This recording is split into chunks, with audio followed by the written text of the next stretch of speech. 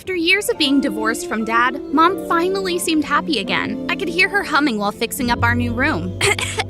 Hey there, I'm Meredith, and today we're welcoming Mr. Miller, my soon-to-be stepdad, into our home. Their wedding's next month. He's sweet, thoughtful, and he has a teenage son around your age. You're gonna love them. Oh, they're here! Mr. Miller looked just as nice and polite as Mom said. For a second, I imagined a happy little family, until his son walked in. Oh my gosh, it was Peyton, my ex-boyfriend! What's wrong, sweetie?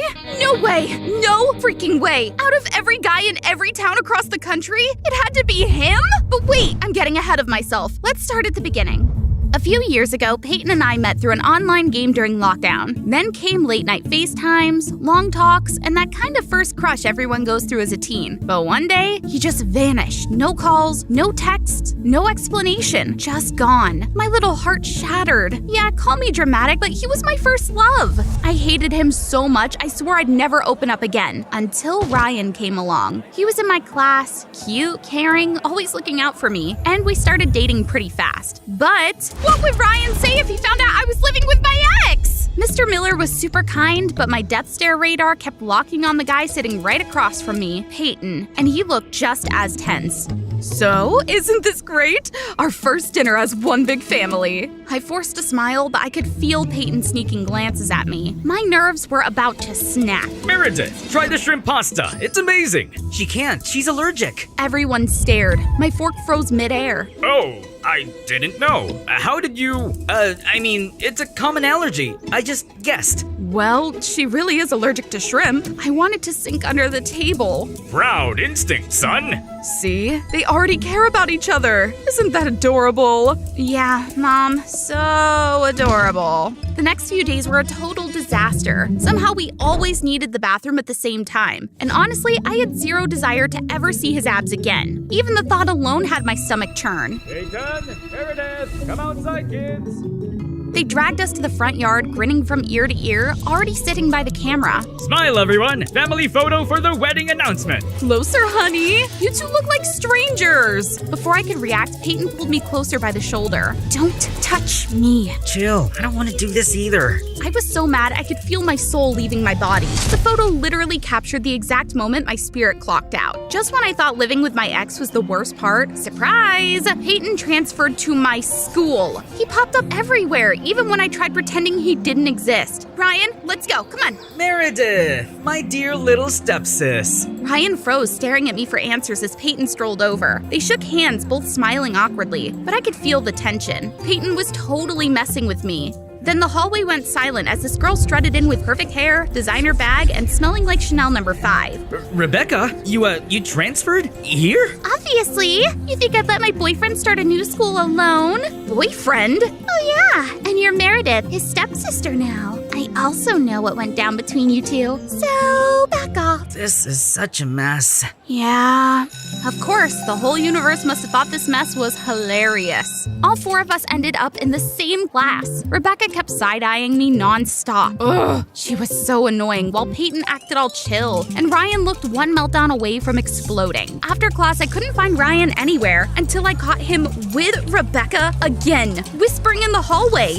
We should keep an eye on them, just in case. Yeah, I don't trust that Peyton guy. Please, Meredith's the one you shouldn't trust. And that, my friends, was how their ridiculous little alliance began. Every time Peyton tried talking to me, Ryan would accidentally pull me away, and Rebecca would show up out of nowhere just to cling on to Peyton. That afternoon, the sky turned gray right before a heavy rain poured down. Everyone had already gone home except me. I hid in the library trying to avoid bumping into my oh-so-dear stepbrother back home. I didn't even realize the school had closed until the lights started dimming. I tried the door handle, but it wouldn't budge. The rain outside was so loud, no one could hear me banging on the door. I cried, not because I was scared, but because I hated that feeling of being left behind. The same empty ache I'd known since Dad walked away. The kind of pain I'd buried deep for years.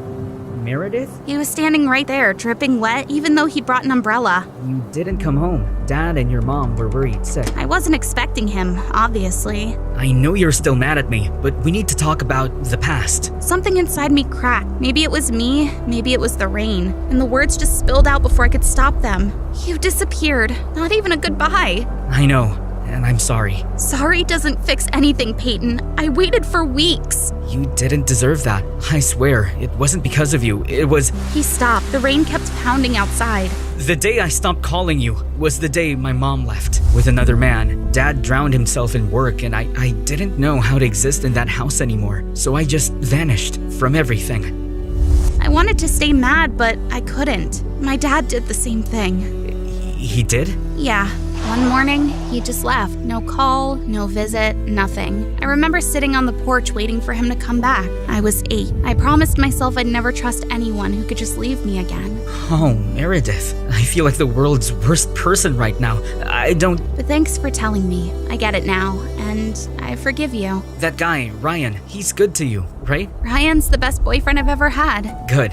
You deserve that. What about Rebecca? She was the light that pulled me out of that dark place. She stayed when everything else fell apart. Guess we both found the right people then.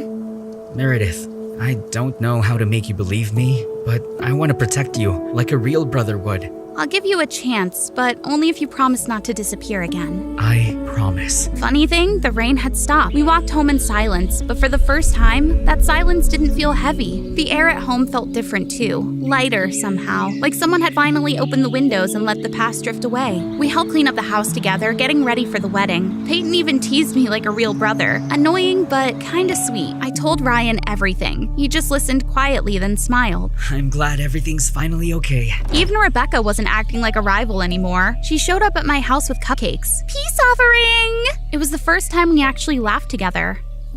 Then, one afternoon, we came home and saw Mr. Miller packing his suitcase. What's going on? I'm sorry, both of you. There won't be a wedding. What? Maybe we just need more time. I looked at Peyton. He was just as stunned. The wedding was supposed to be in 3 days. Through the window, I watched him carry the last suitcase to the car. Mom locked herself in her room, and every now and then, I could hear her quietly crying. Maybe Peyton was right. I think they're scared. Scared the same thing will happen again. Both my mom and his dad had been hurt before, and now that same fear was ruining everything. Again. No, I couldn't let that happen. Right then, my phone buzzed. It was a message from Peyton. We can't let them ruin this. Yeah, we need a plan. I told Mom my school was holding a special event. She hesitated, but my persistence wore her down. Meanwhile, Peyton was working on his dad. That Friday night, the plan went into action. Mom looked so beautiful in her dress. Across town, Peyton texted me. We're on our way. Table's ready. Don't mess this up. Same to you, stepbrother. The restaurant felt warm and glowy when we walked in. I scanned the crowd and spotted them, sitting right in the center. Mr. Miller looked tense, like he already sensed something. Their eyes met from across the room. Mom started to turn away, but that's when I stepped onto the stage. I've seen the silence in your eyes, the way you smile just to disguise. You say you're fine, you say you're strong, but I know you've been alone too long. You've built a wall around your pain, afraid that love will break again. But hearts aren't meant to stay the same. They heal, they grow, they love again. Peyton gently nudged his dad toward my mom. He looked nervous, like a man falling in love for the very first time, while she blushed so hard she could barely look at him. Open your heart again, let the sunlight pour right in. Love's not gone, it's just been hiding behind the tears you've been fighting. You deserve to feel alive, to see your soul reignite. It's never too late to begin. So open your heart again. The lights turned warm and golden, wrapping around them like a dream. For a moment, it felt like the whole world disappeared. It was just the two of them. Peyton glanced at me, and I knew we were thinking the same exact thing. We actually did it. We fixed what fear had broken. The wedding happened right on schedule. Ryan and Rebecca showed up early to help us decorate. A cozy backyard ceremony under twinkle lights and paper lanterns. Peyton walked over to Ryan. They talked for a bit, then shook hands. When they looked my way and smiled, my heart just melted a little. Mom appeared in her wedding gown, standing beside Mr. Miller, now officially my stepdad. When they thanked us for bringing them back together, my throat tightened. Ryan slipped me a handkerchief. Someday, I'll make you wear a dress like that. You'd better mean that, mister. Then everyone got pulled into a big family photo, even Ryan and Rebecca. All right, everyone, say family! Family!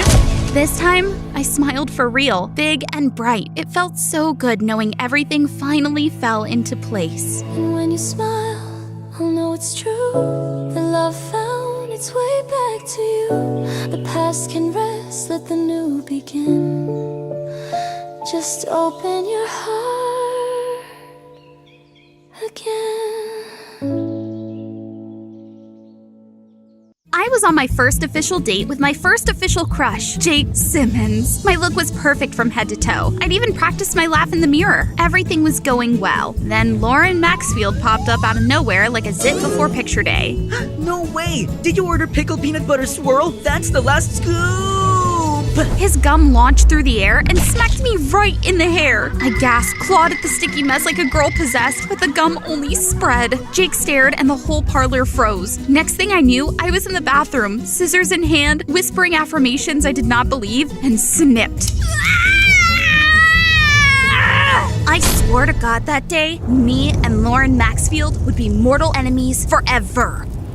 I hadn't shed a single tear since that day. Instead, I channeled all my emotional energy into one mission: regrow my hair, and I succeeded in college. With grades on top of my school and composure of a royal, I walked like the world owed me perfect lighting. Girls wanted to be me, boys wanted to not embarrass themselves in front of me. But of course, some things never changed. Need a lift, princess? Lauren Maxfield, still my sworn nemesis, only now taller, richer, and somehow even more unbearable. With that infuriating half smile, I slapped his hand away like a mildly offended duchess. No thanks, I train my horses not to respond to clowns. Well then, good luck. He suddenly smacked the horse's butt.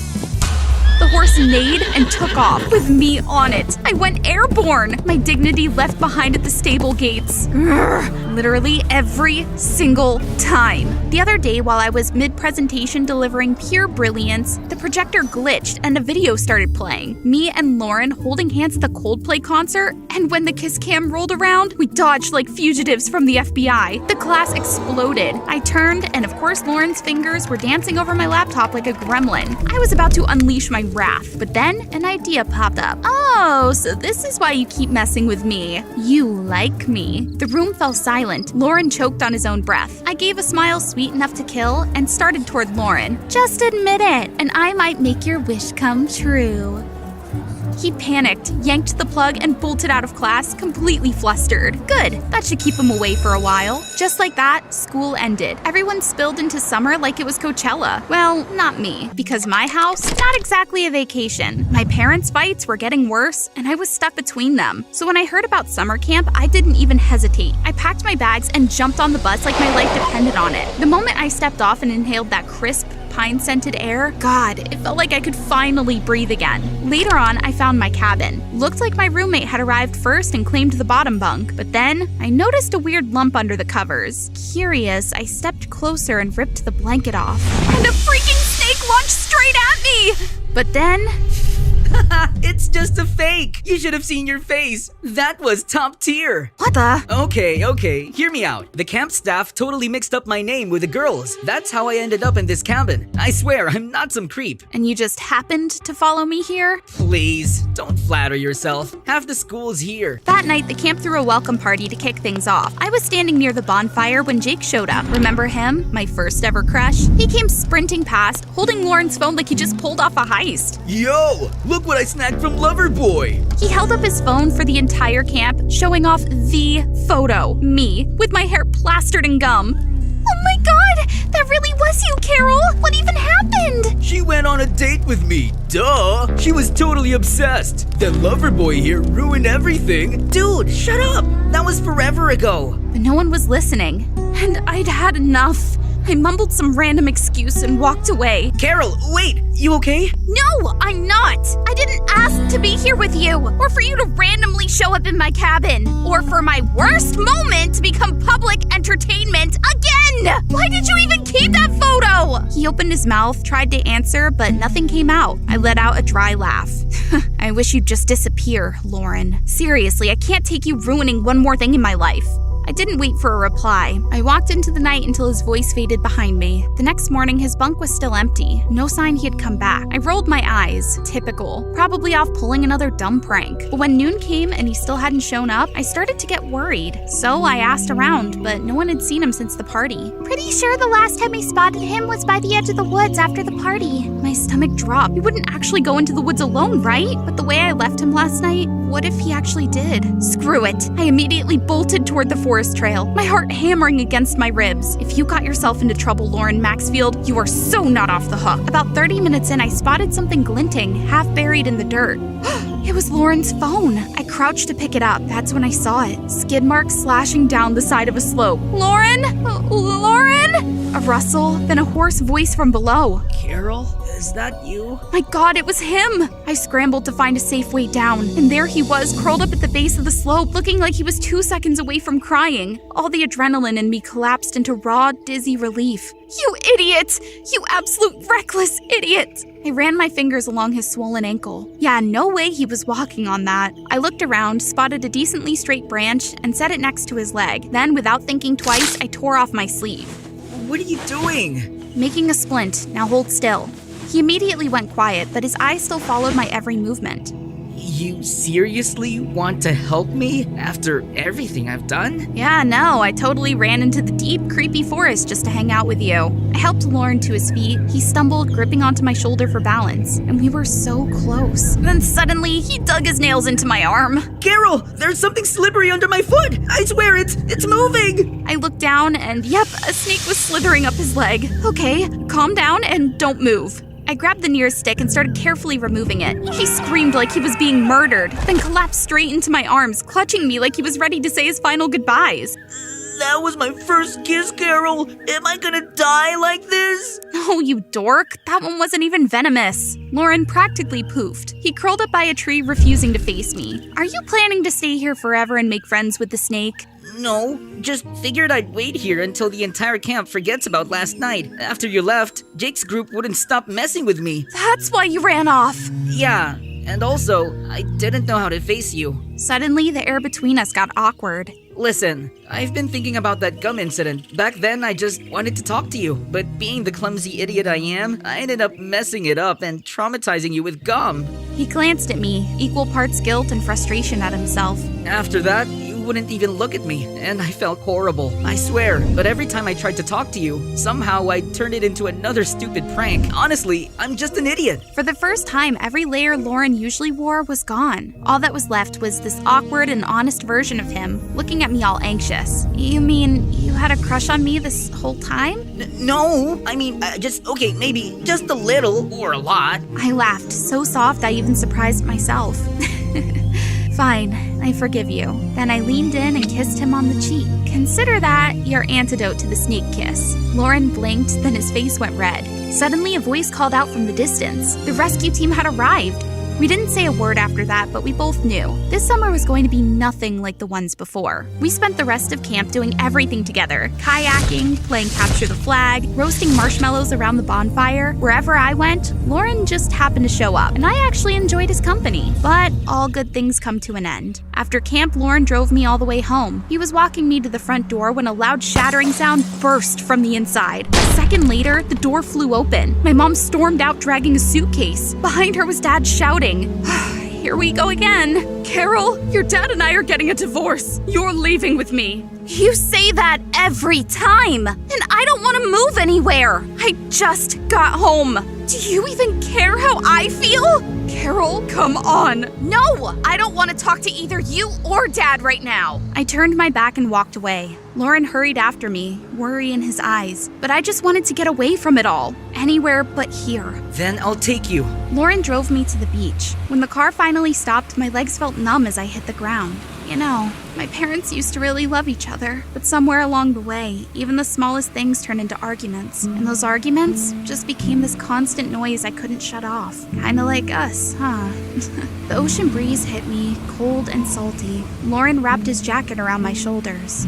You're wrong, because I'm never letting go of you. Really? Even if I have to move away? Really?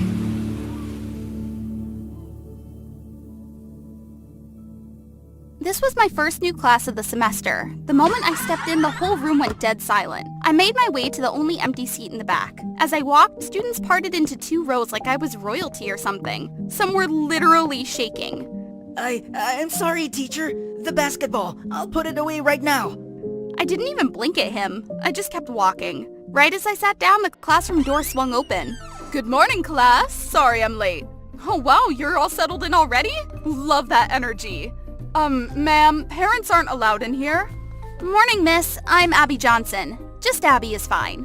The entire class turned to gawk at me. Hardest hit? The same boy clinging to his basketball like it was a lifeline. Been here, done that. I just shrugged at them all. Yo, what's up? I'm Abby, 16 years old. Yeah, you heard that right. I'm not exactly giving teen energy, huh? If you want to know why, hit that like and subscribe for MDA's YouTube channel. I was born with snow white hair and wrinkles, basically a real-life Benjamin Button, all thanks to progeria, a rare condition that makes you age like a grandma before you can even walk. But real talk, I never hated it. If anything, my look got me the lead role in the hit sitcom Little Granny when I was 5. Kid, you're perfect. This show's gonna be a big hit. I ate that role up. My tiny grumpy old lady act was iconic. You're scared of this? Oh, please. You gotta try if you want to win. I'm scared. Mommy! And just like that, the cursed nickname Grumpy Granny stuck with me since I was 5. Directors lined up to cast me in the same recycled roles. Old ladies, prematurely aged characters, rinse and repeat. Even in real life, I committed to the granny vibe. And honestly, who's got time to explain their medical history to randos? Let people assume it's just my quirky celeb fashion choice. Bro, that's Grumpy Granny. Why does she actually look old? That's gotta be some kind of makeup, right? Or maybe she stays in costume 24/7. Who knows what famous people do?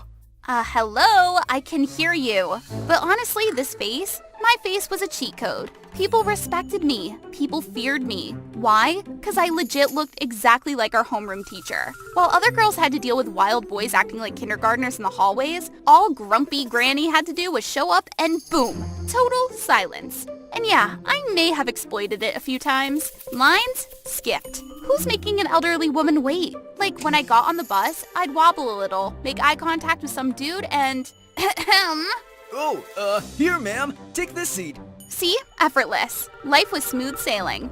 Until my nemesis showed up. One perfect morning, I was strolling through campus minding my business. No one dared approach me, probably too freaked out by my old lady face and resting Ice Queen energy. Yo, it's Grumpy Granny! Ha! Looks even scarier in real life than on TV. I froze, locking eyes with the menace. No one had ever called me that to my face. No one. What did you just say? Aw, dang! Grumpy Granny is mad at me, looking exactly like she does on TV.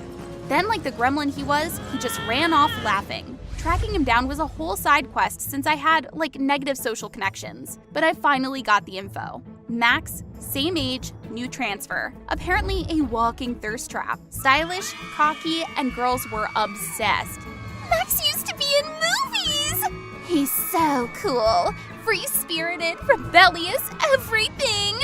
And yet, this golden boy decided I was his personal target. He popped up everywhere just to bug me. Obviously, I fired back. What's up with the granny glasses? Are your eyes that tired? You'd look way cuter without them. Annoyingly, he was right. My body aged faster than everyone else's, and my vision had been getting worse. That's why I always wore glasses, to protect my eyes. My eyes are just exhausted from seeing too much of you. Now shoo. My mom swears by this anti-aging cream. It's a walk away from me. You're so serious all the time. Smile more. Otherwise, you'll end up looking like a dried up raisin. And, I don't know, but I swear you'd slay in this dress. That's it! I don't care about your opinions, your creams, or your basic fashion advice.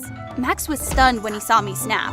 I mean, fair enough. I usually kept things cool, calm, and collected. But I didn't care what he thought. I'd put up with way too much of his nonsense already. Hopefully, that was the last time he'd ever mess with me. Our school's annual costume festival was coming up. Along with prom, it was one of the biggest events of the year. I never really got involved in things like this, but this year, Max was on a mission to drag me into the chaos. We have to make Abby the highlight of the festival. She can go as Dolores Umbridge from Harry Potter. No one, I mean no one, fits the better role than Abby. Not happening. Wait, that's actually genius! She does look just like Umbridge. And she's a pro actress. This is gonna be so good. Normally, no one dared to pressure me into things, but thanks to Max, everyone suddenly found their courage. My opinion was completely ignored. It was official. I was Dolores Umbridge.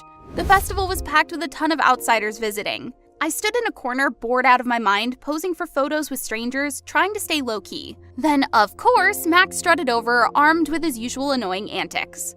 Come on, crack a smile. You'd look so much cuter if you did. People roared with laughter, as if I needed him to remind me that cute and my face weren't exactly a match. I ignored him. Max pouted like a kicked puppy and wandered off. But thanks to him, people started gathering around me, staring harder. And then the comments started. OMG, you totally remind me of my old homeroom teacher. Grumpy, strict, kind of terrifying. I shot her a warning glare, but before I could say anything, a little girl suddenly burst into tears. Ah, she's so scary! You made her cry! I won't let you get away with this! Things spiraled fast. More people crowded around, staring at me like I was some kind of monster. Max stood in the middle, looking 0% concerned. If anything, he was smirking, like he was enjoying the show. Oof. Looks like you gotta step on a smile and go full soft mode if you want to calm the kids down. No more resting menace face. And then someone slammed into me, hard. Oh, oops. Didn't see you there. I was too busy checking on the poor crying girl. Who even does that to a kid? I froze. The judgmental stares felt like daggers. What did I even do? That was it. I was done. I turned and walked away without looking back. I made my way to the garden behind the school. Finally, peace. Or so I thought. Why are you hiding back here instead of partying? Oh, for the love of him again. I stayed silent, hoping he'd take a hint. Listen. We kinda said some pretty harsh stuff, and I'm sorry for not realizing it hurt you. I almost laughed at how ridiculous this was. Don't act like you care. You've been the most annoying person in my life. I've gotten used to the stares. The whispers about my wrinkles, my white hair, my grandma vibes. Max suddenly hugged me. That's when I realized I was crying. For the next half hour, I straight up bawled while Max stood there, panicking like a clueless babysitter. So, remember when we acted together? You totally made me cry back then. So, I wanted to get back at you. But the more I got to know you, the more I realized you're actually kinda awesome. Smart, chill, deep. I have progeria. I don't want to live like an old lady. I want to be like every other girl. Young, dressing up in cute fits, but I can't. I had no idea. I'm sorry. But hey, I have a plan. Max was weirdly invested in this makeover mission. Sure, nothing could realistically change my actual appearance. We just need a new fit, better makeup, and some attitude adjustments. Boom! Problem solved. And so, the disaster began. First step, shopping. Max dragged me to a clothing store ready to overhaul my wardrobe. Aw, what a sweet grandson taking his grandma shopping! I stormed out. Max chased after me, pleading. Step 1, total flop.